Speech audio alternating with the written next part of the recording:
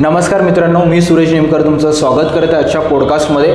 आपण एक सिरीजच लॉन्च केली आहे ज्यामध्ये आपण मॅथमॅटिक्स असो, बायोलॉजी, फिजिक्स, केमिस्ट्री या सब्जेक्टच्या एक्सपिरियन्स फॅकल्टीसोबत भेटतो आणि जो एक महिना राहिला आहे त्यामध्ये कशाप्रकारे तुम्ही प्लॅनिंग करायला पाहिजे, काय स्ट्रॅटेजी असायला पाहिजे, टाईम मॅनेजमेंट कसं करायला पाहिजे स्पेसिफिकली फॉर MST CET आणि JEEच्या एक्झामसाठी त्यावर आपण व्हिडिओज लॉन्च केलेले आहे. आज आपल्यासोबत खूप एक्सपिरियन्स फॅकल्टी आहे दीक्षे सर, ज्यांना अराउंड 15 to 20 इयर्सचा एक्सपिरियन्स आहे, जे IMSA म्हणून जे कोचिंग क्लासेस इथे कार्यरत आहे आणि यांच्या ब्रँचेस बडनेराला आहे, चांदूर रेल्वेला आहे आणि सोबतच साईनगर अमरावतीला सुद्धा आहे. सो आज आपण यांच्याकडनं समजून घेऊया की मॅथमॅटिक्सचा स्पेसिफिकली अभ्यास कसा करायला पाहिजे आणि तुम्हाला जर काही डाऊट्स असेल तर तुम्ही ऑफकोर्स कमेंट बॉक्समध्ये पण विचारू शकता. So welcome to podcast sir. Thank you Suresh for the long introduction and welcome everyone. तर सुरू करूया, वेळ न घालवता. राईट, कारण वेळ भरपूर कमी आहे सगळ्यांकडे, तुमच्याकडे पण specifically. Sir by the way पण कसे असतो, तुम्ही खूप टाईम नंतर भेटलो आपण. एकदम फॅन्टॅस्टिक. ओके. सो सर बघा, कट इट शॉर्ट टू या प्रत्येक गोष्ट. माझं म्हणणं आहे की पॉसिबल आहे का सर, कारण मॅथमॅटिक्स सारखा एवढा मोठा सब्जेक्ट प्रिपेअर करणं एका महिन्यामध्ये?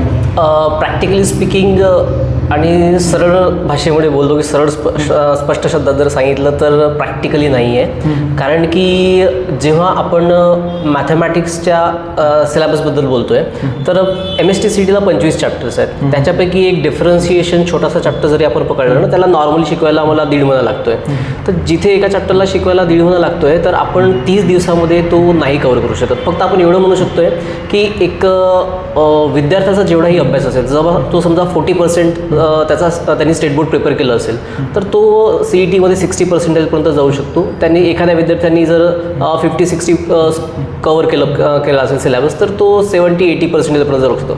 हां, ॲज अ G9 स्टुडंट जर आपण म्हणतोय की नाही, त्यांनी एक चांगला अभ्यास केलेला आहे, त्यांनी एक कॉन्सन्ट्रेशननी एक फोकस्ड स्टडी केलेला आहे, त्याच्यासाठी तर प्रश्नच नाही.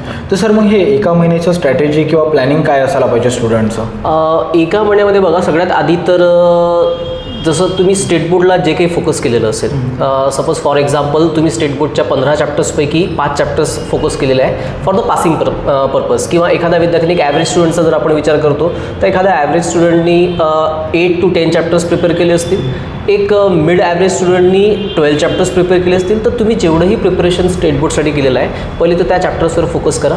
आणि सगळ्यात महत्त्वाचं, तुम्ही जे काही केलेलं आहे स्टेट बोर्डला तर ते तुम्ही थेअरी पेपर्ससाठी केलेलं आहे. आता इथे तुम्हाला MCQ बेसनी पेपर अटेम्प्ट करायचं आहे, तर सगळ्यात पहिले तर तुम्ही या परीक्षेचा डिफरन्स लक्षात घ्यायला पाहिजे. आता ही मी विद्यार्थ्यांसोबत डायरेक्टली बोलू इच्छिते. बघा विद्यार्थ्यांनो, की काय आहे की थेअरी पेपरमध्ये आणि MCQ पेपरमध्ये हा फरक आहे की जेव्हा थेअरी पेपरसाठी आपण अटेम्प्ट करतो आहे तर तुम्हाला मॅथ्सच्या रिगार्डिंग 33 क्वेश्चन अटेम्प्ट करायचे आहेत, 33 क्वेश्चन्स, आणि त्याच्यासाठी तुमच्याकडे वेळ आहे 180 मिनिटांचा. म्हणजे जर मी ॲव्हरेजली सेकंड्समध्ये जर काढतो म्हटलं तर 327 सेकंड्सचा वेळ आहे एका क्वेश्चनसाठी. आणि जेव्हा आपण एंट्रन्स एक्झाममध्ये बोलतो आहे ना MST CETबद्दल, तर एका पद्धतीने तुम्ही पूर्ण 1.5 वर्षाचा जो पेपर आहे तो तुम्ही 90 मिनिट्समध्ये सॉल्व करणार आहे, राईट. तर 50 क्वेश्चनसाठी तुम्हाला 90 मिनिटं मिळत आहेत, आणि जर याला मी सेकंड्समध्ये कन्वर्ट करतो तर 108 सेकंद. तर थेअरी पेपरमध्ये तुम्हाला 327 सेकंड्स मिळून राहिले आहे आणि MCQ क्वेश्चनमध्ये तुम्हाला 108 सेकंद मिळाले. तर तिप्पट वेळेचा फरक आहे, ठीक आहे. तर तुम्हाला तो टाईम मॅनेज करणे पेपरसाठी हे खूप महत्त्वाचं आहे या टाईपच्या एक्झामसाठी. ओके. तर म्हणजे जर एखादा विद्यार्थी प्रिपेअर करत असेल, फॉर एक्झाम्पल जसं मी समराईज करण्याचा प्रयत्न करतो, तर त्यांनी 60% अभ्यास केला असेल तर 25%ची ग्रोथ घेता येईल, 20 to 25% ग्रोथ घेऊ शकतो. म्हणजे आपण एकदम ब्रुटल ॲडवाईज आहे सरांची, काही सर शुगर कोटेड काही सांगत नाही, तुम्हाला जे फॅक्ट आहे ते सांगताय. आणि सेकंड तुमचं असं म्हणणं आहे की थोडं कॉम्पिटेटिव्ह आणि थेअरी सब्जेक्टमध्ये डिफरन्स आहे, तुम्हाला समजून घ्यावं लागेल, स्पीडवर वगैरे काम करावं लागेल आणि ती स्ट्रॅटेजी असायला पाहिजे. बरं, मग माझं असं म्हणणं आहे सर की प्रत्येक सब्जेक्टमध्ये काही असे टॉपिक्स असतात जे खूप इम्पॉर्टंट आहे, तर असे कोणते चॅप्टर्स आहे जे स्टुडंटनी करायलाच पाहिजे जर ते प्लॅन करत असेल तर? रिगार्डिंग मॅथमॅटिक्स, जसा एक वेक्टर चॅप्टर आहे, ठीक आहे. तर वेक्टर चॅप्टरमध्ये आता 2023चा जर पेपर मी उचलून बघितला किंवा 2022चा पेपर जर मी उचलून बघितला तर त्यामध्ये तुम्ही डिफरंट स्टडी मटेरियल मार्केटला अवेलेबल आहे, त्यामध्ये क्वेश्चन्स बघू शकता. तर प्रिव्हियस इयर क्वेश्चन्समध्ये जर मी चेक करतो तर वेक्टर चॅप्टरला 36 क्वेश्चन विचारलेले आहेत, 38 क्वेश्चन्स विचारलेले आहे, आणि लाईन्स अँड प्लेन नावाचा चॅप्टर आहे त्याच्यामध्ये 34 क्वेश्चन विचारलेले आहेत. तर असंच डिफरन्सिएशन आहे किंवा इंटिग्रेशन आहे, तर या चॅप्टर्सला जास्त वेटेज देण्यात येतं. तर ॲक्च्युली हेच चॅप्टर्स विद्यार्थ्यांना जास्त कठीण वाटतात आणि पण वेटेज त्याच चॅप्टर्सला जास्त आहे. तर जर एक्झाम क्रॅक करायची असेल तर या चॅप्टर्सला विसरून चालणार नाही. ओके. आणि असे कोणते चॅप्टर्स आहे की जे मग पटकन पण होईल आणि इझी पण आहे?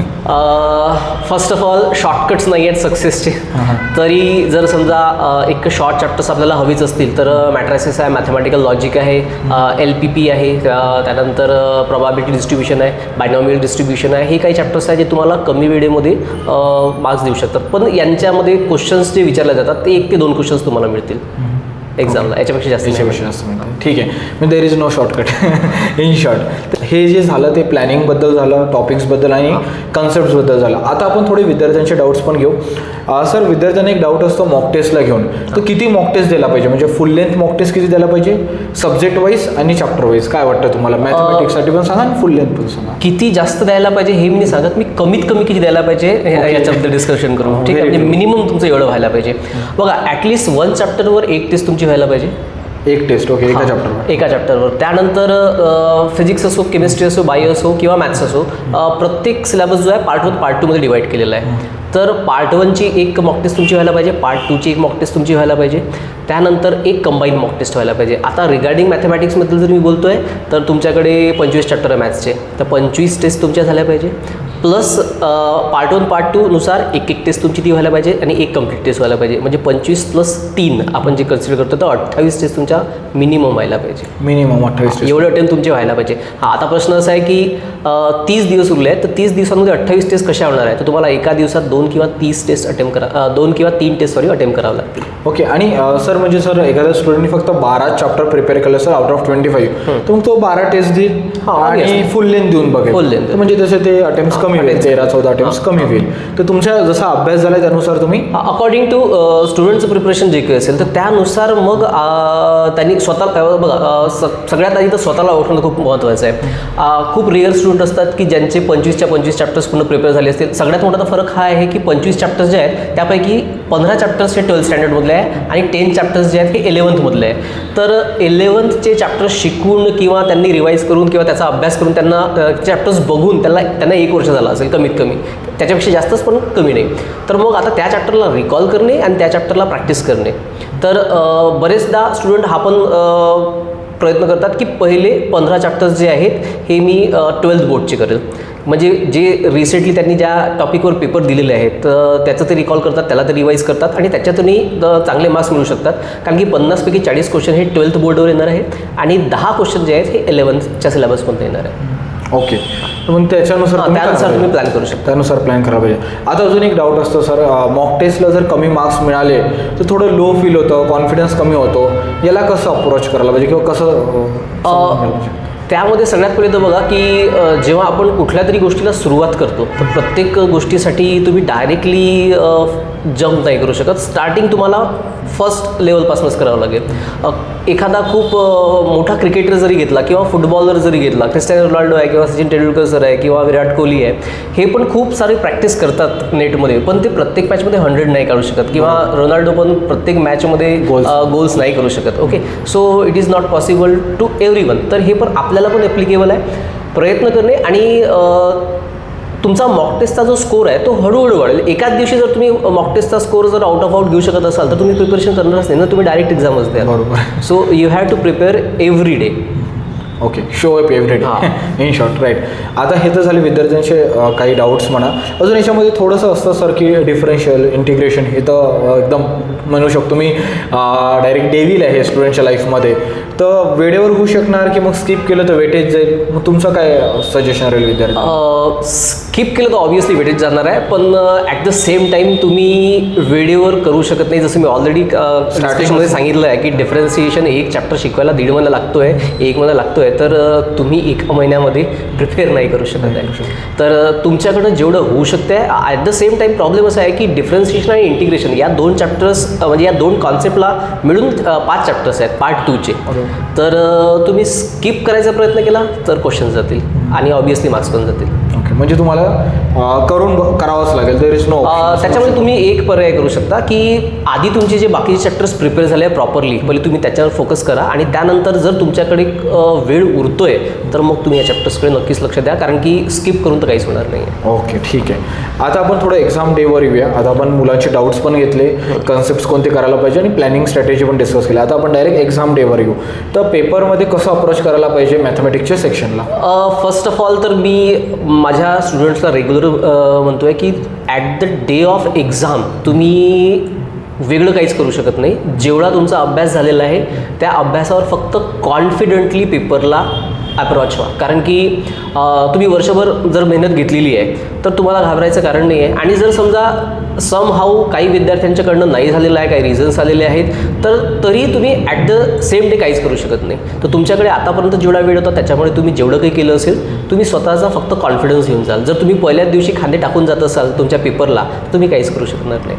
आणि एक्झाम्स जेव्हा सुरू होतात तर एक्झाम ड्युरेशनमध्ये विद्यार्थ्यांचा एक हा इश्यू असतो की ते क्वेश्चन्स बघतात आणि क्वेश्चन्स बघितल्यानंतर काय होतं की सपोज जसा फर्स्ट क्वेश्चन आहे तर फर्स्ट क्वेश्चन इझी आहे, okay, I have confidence of की नाही बा पेपर इझी आहे. सेकंड क्वेश्चन इझी आहे, I am attending. Third question आलं तर ते त्याच्यामध्ये खूप जास्त वेळ वाया घालवतात. सपोज इथं थर्ड क्वेश्चन डिफिकल्ट लेवलचा मिळालेला आहे तर मग ते काय करतात की ते मोस्ट ऑफ द टाईम त्याच्यामध्ये वेस्ट करतात. तर विद्यार्थी मित्रांनो हे लक्षात ठेवायचं आहे की प्रत्येक क्वेश्चन अटेम्प्ट करण्यासाठी तुमच्याकडे 108 सेकंड्स आहे, म्हणजे 2 मिनिटापेक्षा सुद्धा कमी वेळ आहे. त्याच्यामुळे कोणत्याही एखाद्या क्वेश्चनला तुम्ही खूप जास्त वेळ देऊ शकत नाही. आणि त्याचनुसार एक पॅटर्न असतो जेव्हा पेपर सेट केला जातो, कारण की जेव्हा आपण CBT टेस्ट म्हणतो आहे, कम्प्युटर बेस्ड एक्झामिनेशन म्हणतो आहे, तर त्याच्यामध्ये ते एक सॉफ्टवेअरनी तयार केलेलं आहे, एका प्रोग्रामनी तयार केलं आहे. तर ऑब्व्हियसली त्यांनी एक लेवल त्यांनी सेट केली असते की high level question, low level question आणि मिड लेवल क्वेश्चन. तर त्याच्यामध्ये सगळ्याच टाईपचे क्वेश्चन्स असणार आहे. तर त्यामुळे कोणत्या तरी एका विद्यार्थ्याला पहिलाच क्वेश्चन हाय लेवलचा असेल, एखाद्या विद्यार्थ्याला मिड लेवलचा असेल, एखाद्याला लो लेवलचा असेल, पण क्वेश्चन सगळ्यांना सारखेच असणार आहे. आणि तुमचं जे कॉम्पिटिशन आहे जेव्हा, कारण की आपण पर्सेंटाईल कॉन्सेप्टमध्ये CET एक्झामला मोडतो आहे, पर्सेंटेजमध्ये नाही. त्याच्यामुळे तुमची जी कॉम्पिटिशन आहे ही तुमच्या शिफ्टसोबत आहे, ऑल ओव्हर द महाराष्ट्राच्या स्टुडंटसोबत नाही आहे. अरे that's a very good insight की तुमचं शिफ्टसोबत कॉम्पिटिशन आहे, तर तुम्हाला चांगला. आणि जेव्हा आपण शिफ्टसोबत कॉम्पिटिशन करतोय तर ॲट द सेम टाईम काय होतं आहे की जर समजा एखादा क्वेश्चन तुमच्यासाठी डिफिकल्ट आहे तर तो ऑब्व्हियसली दुसऱ्यासाठी पण डिफिकल्टच असणार आहे. दुसऱ्या विद्यार्थ्यांसाठी तो इझी नसणार, कारण की मी जसं म्हटलं की तुमचं जे कॉम्पिटिशन आहे हे तुमच्या शिफ्टसोबत असणार आहे. तर डे बिफोर एखाद्या स्टुडंटने एक्झाम दिली असेल, त्यांना म्हटलं असेल की पेपर खूप सोपा होता, त्याचा पर्सेंटाईल जे निघणार आहे ते त्याच पद्धतीने निघणार आहे. आणि जर डे आफ्टर एखाद्या विद्यार्थ्याचा जी शिफ्टचा पेपर आहे तो खूप टफ असेल तर त्याचं पर्सेंटाईलसुद्धा त्यानुसार निघणार आहे. सो या गोष्टीसाठी घाबरायचं कारण नाही आहे की माझ्या मित्राचा किंवा माझ्या मैत्रिणीचा पेपर खूप सोपा निघाला होता, माझा टफ निघालेला आहे, असं काही होणार नाही. आणि अजून एक मी पॉईंट इथं ॲड करतो, थोडं लेंदी झालं तरी चालेल मित्रांनो. हे जे सर यूट्यूबवर रूमर्स असतात की कॅन्सल होऊन जाईल, पेपर फुटला, हे होऊन जाईल, याला कसं विद्यार्थ्यांनी सामोरं झालं पाहिजे किंवा कसं इग्नोर करायला पाहिजे? त्यासाठी एकच पर्याय असतो की तुम्ही त्या गोष्टींवर लक्षच देऊ नका, कारण की जेव्हापर्यंत गव्हर्नमेंट कोणती गोष्ट फायनलाईज करत नाही तेव्हापर्यंत काहीही होत नाही. आणि जी गोष्ट तुमच्या हातात नाही आहे सरळ माझं म्हणणं हेच असेल की जे तुम्ही करू शकत नाही, ज्याचं डिसिजन तुम्ही घेऊ शकत नाही, त्याच्याकडे आपण लक्षच देऊ नये. आपल्या हातात जेवढं आहे तेवढं आपण करायला पाहिजे. आणि जर समजा इन केस असं होतही असेल की ठीक आहे एक्झाम कॅन्सल झाली आहे, परत द्यायची आहे, तुमच्या हातात दुसरं काही नाही, तुम्हाला फक्त प्रिपरेशन करता येणार आहे. आणि असं समजून चालायचं की एक अपॉर्च्युनिटी अजून भेटलेली आहे. ओके, ठीक आहे. आता सर मला अशा टॉप काही चुका सांगणार जे विद्यार्थी या एका महिन्यामध्ये करतात, फर्स्ट पॉईंट, किंवा एक्झाम्समध्ये करतात, आणि या 2 ते 3 चुकांनी टाळायला पाहिजे पुढच्या 4 वीकसाठी, आणि एक्झाममध्ये पण ह्या चुका नाही करायला पाहिजे. ऑलरेडी तुम्ही कव्हर केलं आहे, बट बी स्पेसिफिक जर सांगता येतं. जसं मी एक चूक ऑलरेडी सांगितली आहे की पहिले 2 क्वेश्चन किंवा 3 क्वेश्चन्स आपण बघतो आणि असं वाटायला लागतं की पेपर कठीण आहे. असं होत नसतं. जसं मी सांगितलं आहे ऑलरेडी की सगळ्यांसाठी पेपर सेम असणार आहे, high level, difficulty level, mid level, या पॅटर्नमध्येच प्रत्येक सब्जेक्ट सेट होईल. आणि त्यात मागच्या 2 ते 3 वर्षापासून जी डिफिकल्टी लेवल आहे MST CET एक्झामची पण ती ऑलमोस्ट इक्वॅल टू JEE केली आहे विद्यार्थ्यांनो. त्याच्यामुळे तुम्ही हा विचार करून चालू नये की पेपर आपल्याला CET बेस किंवा स्टेट बोर्डच्याच लेवलचा मिळणार आहे. It is almost equal to JEE question. आणि चुका होणाऱ्या ज्या आहेत तर मी ऑलरेडी सांगितलं आहे की तुम्ही पेपरच्या दिवशी खूप काही प्रयत्न करू शकत नाही. मोस्ट ऑफ द स्टुडंट काय करतात, एक नॉर्मल विद्यार्थ्यांची चूक असते की आतापर्यंत खूप काही केलेलं आहे तर मग मी पूर्ण रात्र जागणार आणि मग पूर्ण अभ्यास करणार. It is not possible. तर तुमचं जे काही नॉर्मल लाईफ आहे ना ती तुम्ही त्याच्यामध्ये कंटिन्यू करायची आहे. तुमची जेवढी आवश्यक झोप आहे ती आवश्यक झोप घ्या. जे प्रॉपर डाएट आहे ते प्रॉपर डाएट फॉलो करा आणि नॉर्मल किंवा एक लाईट वेट माइंड घेऊन तुम्हाला एक्झामला अपिअर व्हायचं आहे. तुम्ही डोक्यामध्ये एक हॅवॉक घेऊन अजिबात एक्झामला जाऊ नका. रिलॅक्स किंवा नॉर्मल ज्याला म्हणतो आपण थोडंफार एन्झायटी प्रत्येकाला असते की एक्झाम कशी होईल काय होईल, पण जे पण होणार आहे ते तुम्हाला फेस करावं लागणार आहे. सो कॉन्फिडंट असणे आणि कॉन्फिडन्स एक्झाममध्ये सोबत घेऊन जाणे याच्या व्यतिरिक्त दुसरा काहीच उपाय नसतो. ही प्रत्येक एंट्रन्स एक्झामसाठी अप्लिकेबल आहे. Right. So very well said. Self confidence is your weapon in any exam, not just for MSTCT and JEE. So सरांनी खूप व्यवस्थित पद्धतीनं स्ट्रॅटेजी, प्लॅनिंग, टॉपिक्स, जे तुमचे काही डाऊट्स मॉक टेस्टला घेऊन ते सॉल्व्ह केले. लास्टमध्ये आम्ही काही एक्झामच्या रिलेटेड पण डिस्कस केलं. जर काही डाऊट्स किंवा क्वेरीज सुटल्या असेल तर नक्की कमेंट बॉक्समध्ये विचारा. सर तिथे ॲड्रेस करणार, सर तुमचे डाऊट सॉल्व्ह करण्याचा प्रयत्न करेल. आणि खूप शॉर्ट नोटीसवर सरांनी वेळ काढला आणि आम्ही पॉडकास्ट शूट केला. So thank you so much IMSA क्लासेसला पण आणि तुम्हाला पण दीक्षा सर. अँड व्हिडिओला शेअर करा, लाईक करा आणि सबस्क्राईब करा. थँक्यू. ओके.